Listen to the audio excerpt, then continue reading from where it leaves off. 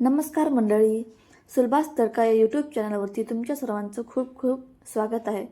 आज आपण बनवणार आहोत एक हेल्दी रेसिपी जिचं नाव आहे शेवग्याच्या पानाचे थेपले। चला तर मग रेसिपीला सुरुवात करूयात। सगळ्यात अगोदर आपल्याला एका बाउलमध्ये शेवग्याची पाने तोडून घ्यायची आहेत।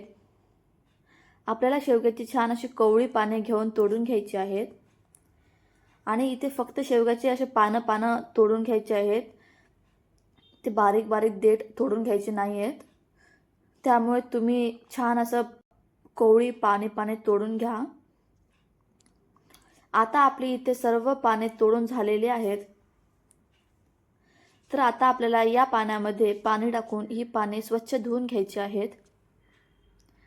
पाने स्वच्छ धुवून पाणी काढून घेतल्यानंतर ही पाने आपल्याला बारीक बारीक अशी कापून घ्यायची आहेत।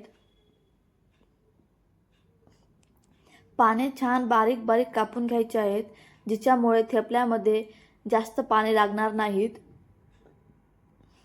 नाहीतर ती खाताना तोंडामध्ये पाने लागतात। त्यामुळे पाने बारीक बारीकच कापून घ्यायचे आहेत। आता आपली ही सर्व पाने कापून झालेली आहेत। तर आता आपल्याला ही पाने एका मोठ्या ताटलीमध्ये टाकून घ्यायची आहेत।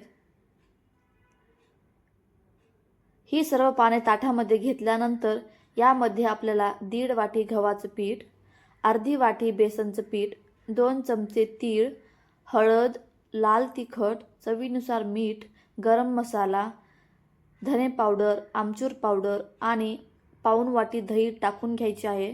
आणि हे सर्व पदार्थ आपल्याला पिठामध्ये छानपैकी मिक्स करून घ्यायचे आहेत।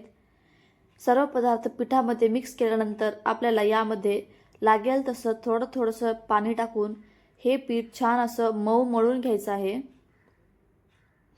तुम्हाला हवं असेल तर तुम्ही यामध्ये पूर्ण दही टाकूनही पीठ मळू शकता किंवा अर्धी दही आणि अर्ध पाणी असंही टाकून तुम्ही पीठ मळू शकता। इथे आपलं पीठ मळून झालेलं आहे। तर यामध्ये मी 1 चमचा तेल टाकून पीठ पुन्हा एकदा मऊ करून घेते आणि आता आपल्याला हे पीठ 10 ते 15 मिनिटांसाठी झाकून ठेवायचं आहे।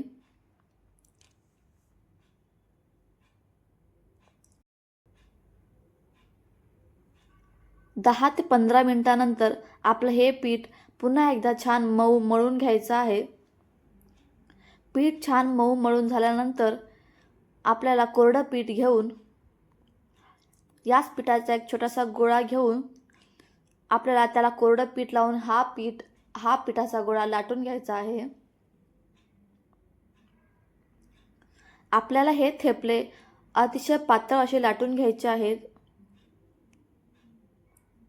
आणि हे थेपले तुम्ही असे अलगद हाताने लाटून घेतला तर हे पोलपाटला चिटकणार नाही। त्यामुळे तुम्ही लागेल तसं थोडंसं कोरडं पीठ लावून अलगद हाताने लाटून घ्यावेत।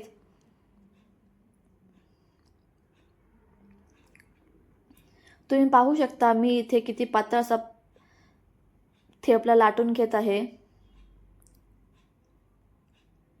हे बघा, तुम्हाला मी दाखवते मी किती छान पातळ असा थेपला लाटून घेतलेला आहे।